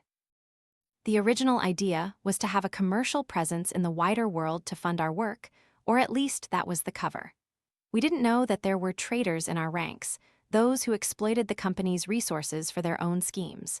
We should have realized it from the name Acme, a name taken from the evil corporation in the Road Runner cartoons. Traitors, I asked. Yes, he replied. Those who are trying to tear open the veil and let the two worlds merge into one. I don't need to tell you what would happen if that became a reality, do I? A chill ran down my spine as I tried to imagine that scenario. We should have realized it when the company started creating you. The genetically modified monster's apologies for my choice of words and keeping you under direct control, completely separate from the larger organization. But eventually, we figured it out. He leaned back. You see, rule breakers like you are not used to reinforce the system, but to probe for weaknesses, to find ways to penetrate the veil and tear it apart. No, no way. I shook my head in disbelief. Yes, he emphasized. Every mission you investigated served that purpose. The cases marked as anomalies, like the fog in Little Flower Valley, the reason the company quarantined them was to learn how to use them to unleash hell on Earth. My entire world turned upside down. This man must be lying. No way. All those cases, all those innocent lives lost. All this time I had actually undermined the very goal I thought I was serving. My entire life had been a lie. Not all of it was bad, though, he continued. There are people like us who have been fighting them in the shadows, a group within a secret, a lie within a lie. We've gathered people with strong ethics, ready to confront the company. The case on the reservation that you took, we made sure you got that assignment through an insider at Acme. Those werewolves are also working with us. I know this is all hard to take, Brian, but we don't have much time. Liam's voice had a hint of urgency beneath his relaxed demeanor. This next mission, Plain Town, we believe they are very close to completing their scheme. Maddie has all the evidence for what I'm telling you, which you can review later, but now you need to tell us if you're ready. Ready for what? I asked naively, my mind still trying to piece together fragmented, destructive memories. Ready to confront Acme, he leaned forward. Brian, do you dare to break the ultimate rule, the one rule you swore you'd never violate? Part end. I am a professional rule breaker. I get paid to break rules to save lives, but not this time. This time I'm doing it for free. I always knew Acme was involved in shady dealings. I mean, what multi-billion-dollar corporation isn't involved in some illegal activity? Environmental skirting, political bribery, exploitation of labor in developing countries, these were all things I had grown accustomed to seeing from the company and always ignored whenever I encountered them. I ignored them because I felt I lacked the power to stand up against it, and because I believed in the ethics of my work.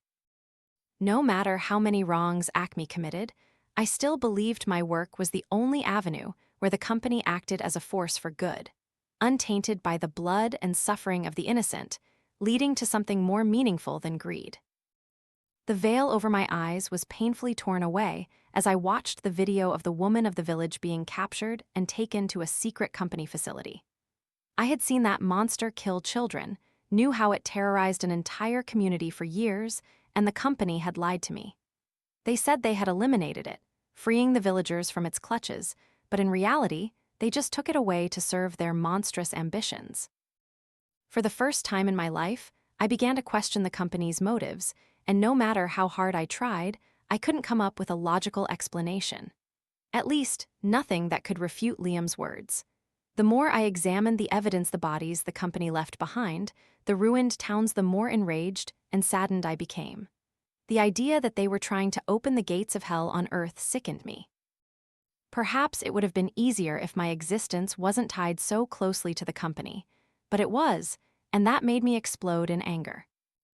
That anger made my decision easier. I went through an existential crisis and chose a new path for my future in less than an hour. The act of betraying Acme and confronting everything I had ever known in my life sent a current through my body. But it wasn't just that I was betraying Acme, it was doing it in Plain Town, a mission I had had a terrible premonition about in Little Flower Valley that made my hands tremble with excitement and anxiety. When I introduced myself to Liam's team, there were just under a dozen of them. We spent the entire day planning, so as night fell, I was sitting in a dark blue military vehicle next to Murtaza, rifle in hand, driving down a dirt road towards Plain Town. Thick clouds of dust kicked up by the tires glistened in the moonlight. "Do you think we have enough people?" I asked, as the middle-aged man next to me chewed thoughtfully on his lip. What did you just say? Murtaza glared at me. I repeated the question. Quality over quantity, he replied. Turn left. We were circling back to our starting point, performing a strange ritual to open the way to the town. And haven't we already talked about this? Yeah, just nervous, I replied. Looks like repetition is today's main theme. He chuckled. Driving back onto the highway, the other jeeps in the convoy followed suit. Fewer people will be better, making the attack more precise, a quick in and out.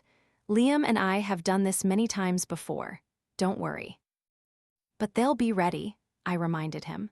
If this is something Acme has been preparing for years, surely they'll have anticipated every possibility. But they don't know we're coming, he smirked. We've covered our tracks very well, a quick finish before they can collect themselves. I nodded and remained silent, looking at the road. Murtaza's words didn't reassure me. I understood Acme, I knew how ruthless they were, and I couldn't shake the uneasy feeling about the future. My train of thought was interrupted by static from the radio. Do you see it? Liam's distorted voice crackled. Seen it, Murtaza replied over the comms. I see it too. We had arrived at the gas station. The surrounding area was brightly lit by the neon lights of the sign, but inside it was dark and deserted. The contrast sent a shiver down my spine. Wait, let me handle these guys, Liam said, and I looked in the rearview mirror, seeing Maddie get out of the car and enter the store with her rifle in hand, along with Liam. The gas station from the file right? I asked, the one in the email. Murtaza nodded. A man who received an email from his brother about Plaintown.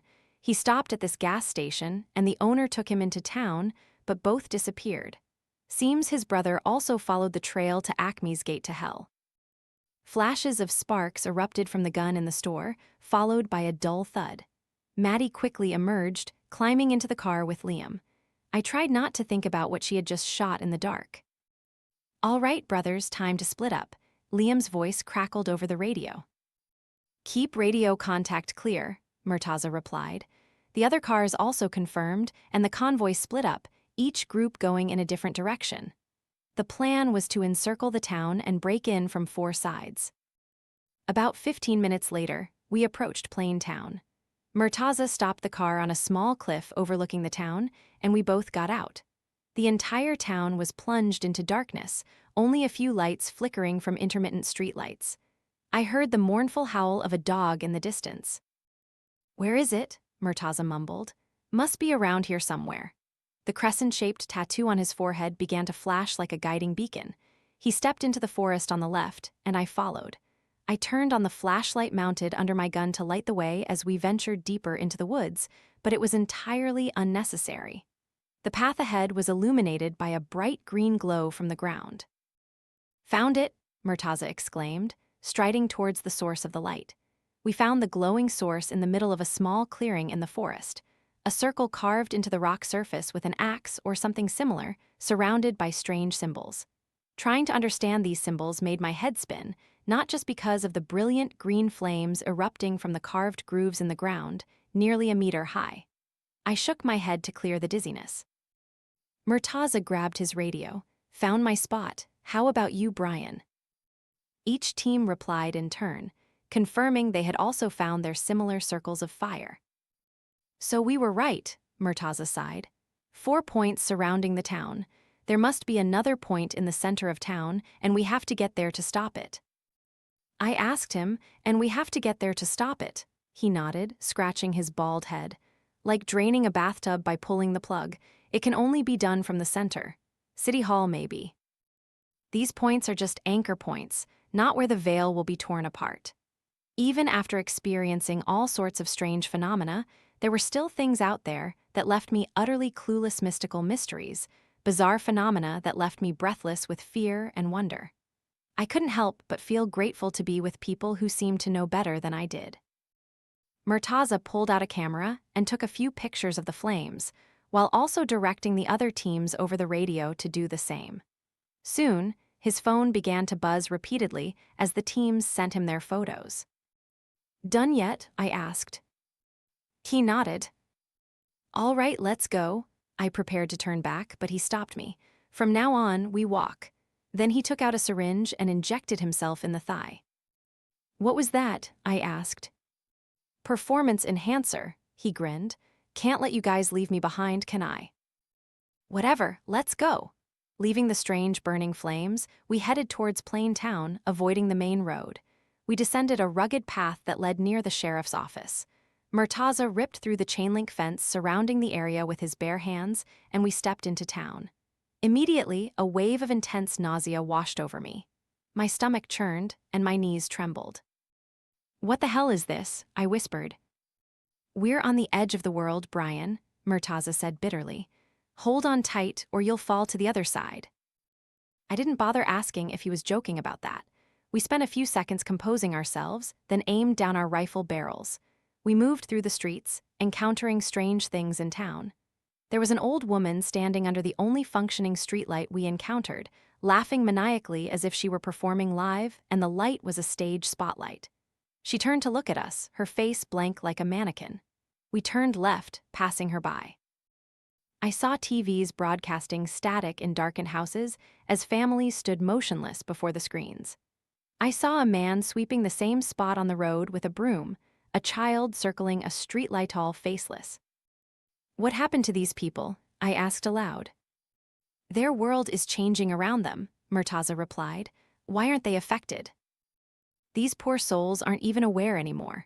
We heard sounds ahead, loud laughter and cheerful conversations. In this context, it was terrifying. We pressed ourselves against the walls on both sides and cautiously approached. It was City Hall, and in front of it was a truck with about 5 men standing around, smoking and chatting as if the world around them wasn't descending into hell. Acme people, I remarked, and Murtaza turned off his radio. Should we take them down? I whispered, but he shook his head. Can't. Who knows if a headshot is enough to put them down?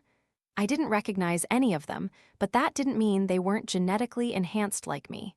Perhaps the company had created another batch, skipping the ethical education. We waited in tense silence, knowing time was running out. Damn it, Murtaza said, and aimed his rifle. My heart pounded in my chest as I followed suit. I quickly planned my course of action.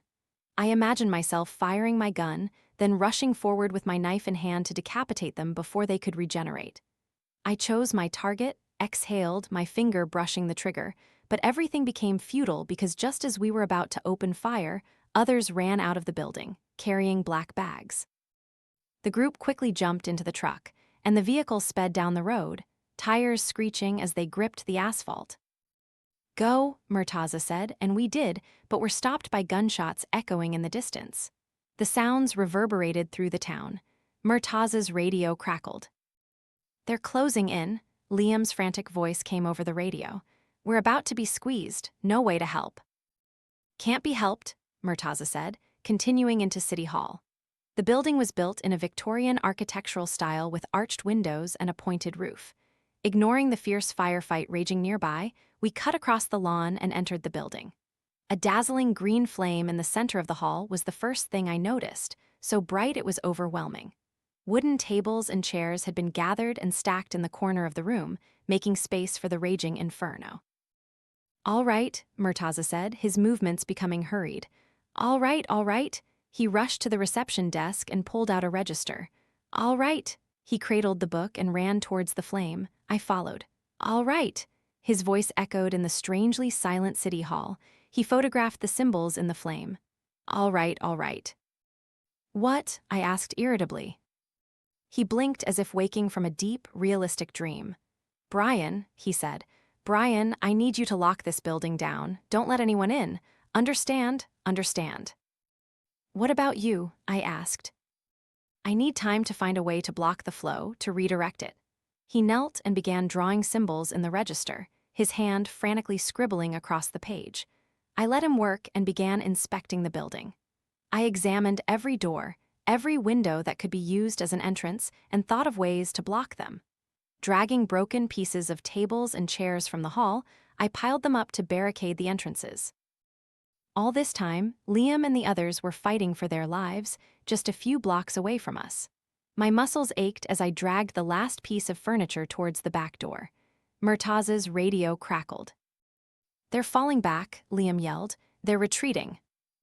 No surprise, Murtaza replied. They have no other choice. I looked towards him and noticed the flames had grown stronger, reaching the ceiling, staining it with a brilliant green light. The gunshots ceased. Now the only sounds I could hear were the crackling fire, my own breath, and the scratching of Murtaza's pen on paper. No way, he mumbled. No way, damn it, no way. What? I shouted. Do you know how to stop it? He shook his head. Too late, damn it, too late. The radio crackled again, this time with Maddie's voice. Oh my God, do you guys see that? She asked. What are you talking about? Liam began to say. Oh my God. I rushed to the front door and peered through the small gaps between the piled-up broken chairs. My heart began to sink. Far in the distance, I saw the doors of the town's houses burst open, and the faceless residents shambled out, fury etched on their blank faces. They're coming for you guys, Liam yelled. Murtaza, Brian, they're coming. Damn it, I whispered, running towards Murtaza to grab his gun and ammo. He was hunched over the notepad, drawing diagrams, an extreme sense of fear surrounding him. Someone must have noticed, he mumbled as if talking to himself. Someone, no, something on the other side must have noticed that the veil was about to be torn. Do you think they're controlling the townspeople? I asked, though I already knew the answer. He nodded. Liam, I called out. He looked up at me. Don't give up now, it's not over yet, okay? It's not damn over yet. Right, he replied, his eyes lighting up with determination. It's not damn over yet. He plunged back into his notes and diagrams with renewed vigor, while I rushed back to the front door, carrying his radio. They're everywhere, Liam screamed. They're surrounding you, Brian. We'll provide as much support as we can from the outside, but you have to fight your hardest. I looked outside, and sure enough, they were advancing on City Hall. Men, women, children, some clothed, some naked, their limbs twisting strangely as they charged, faceless yet somehow roaring and screaming. A sharp crack rang through the air, and the head of the closest one exploded. He stumbled, then fell. Many others began to drop as Liam and the others opened fire. Yet they continued to press forward. I rested my gun on a piece of broken chair and squeezed the trigger, spraying bullets at the faceless residents just outside, and they still kept coming, smashing into the barricade and climbing over each other like maggots. Gunshots reverberated, and screams made my ears ring. I had to fall back as the entrance began to be overwhelmed. A few heads popped over the barricade, and I immediately shot them, turning the entrance into a horrific scene of blood, bone, and splintered wood. But we slowly pushed them back, little by little. Murtaza's radio shattered any sense of relief that had managed to creep in. Back door, Liam yelled. They're gathering at the back door.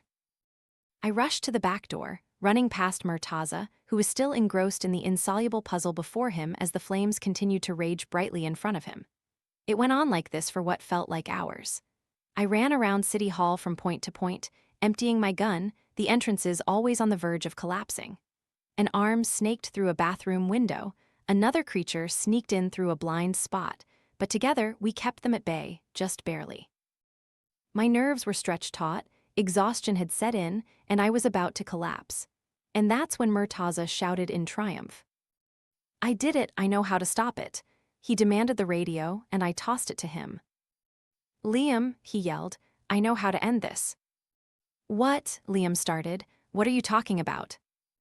We can't stop the veil from collapsing, but we can weave it around the town, Murtaza said. What the hell do you mean? Liam asked. He waved his hands frantically, trying to find a suitable explanation. So the veil will remain intact, but it will envelop Plaintown. I mean, the entire town will be pushed to the other side, but the world will be safe. Just a slight adjustment to the flow. Will that actually work? Liam asked. Yes, theoretically, Murtaza replied. Theoretically, Liam cried out doubtfully. I'm pretty damn sure it will, Murtaza insisted. Then do it, then we'll retreat, Liam agreed. There's a problem, Murtaza added. I'll have to stay here to make sure it's completed. What? Liam roared. No, you can't, damn it, don't do that, no way. Murtaza cut him off. That's the only way, I have to do this. Don't argue with me anymore, Liam. Liam, this is my choice. I'm staying. time is running out. Don't act like a child anymore, Murtaza said. Then I'm staying, Liam replied. No, you're not. Get everyone out of here and lead the fight against Acme, Murtaza yelled. Please don't. I could hear Liam's voice beginning to break. He was about to cry. Liam, thank you for everything. You're the little brother I never had. He turned off the radio before Liam could reply. He turned to me. All right, Brian, I'm about to step into the fire. Now you need to run, get out there, meet the others, and get out of here. What are you going to do? I asked. He didn't answer, just took a deep breath and stepped into the flames, screaming in excruciating pain as if his soul was burning away. The faceless ones had finally gathered enough numbers to breach the back door. I drew my pistol, bolted through the front door, kicking, shooting, and stabbing my way out. Dark clouds rolled in, and the sky turned a deep green as the fire erupted through the roof, shooting straight up into the sky. The other fires surrounding the town did the same, forming a fiery dome supported by 5 gigantic columns of flame. I met Liam's group at the end of the street. He was crying, his cheeks streaked with mud and tears, but he had regained his composure and began leading us out of town. The residents began to drop, one by one, the pressure finally defeating them. Mountains of dead bodies surrounded City Hall. We weren't immune to the effects either. I could feel it in my chest, as if my heart was being crushed between 2 massive weights. My skin tingled, my hands trembled, and my eyes began to bleed, but we made it out, commandeering cars and driving away as fast as we could, even as reality began to warp.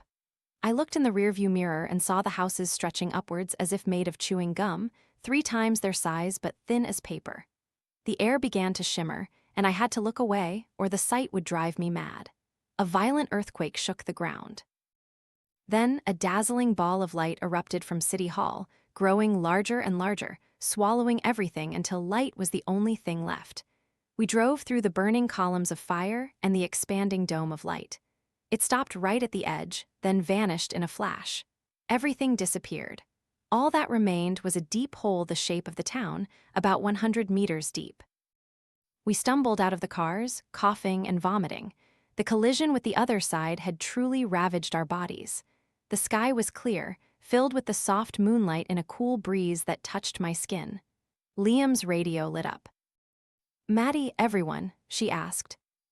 Yeah, he replied, his chest racked with heavy coughs. Thank God it's done. No, it's not, Liam said, grinding his teeth in suppressed anger. It's not damn done yet, not at all. They'll pay, all of them, those damn bastards. We'll burn Acme to the ground, to ash. I glanced at him, then at the enormous hole before us, and couldn't help but agree with him.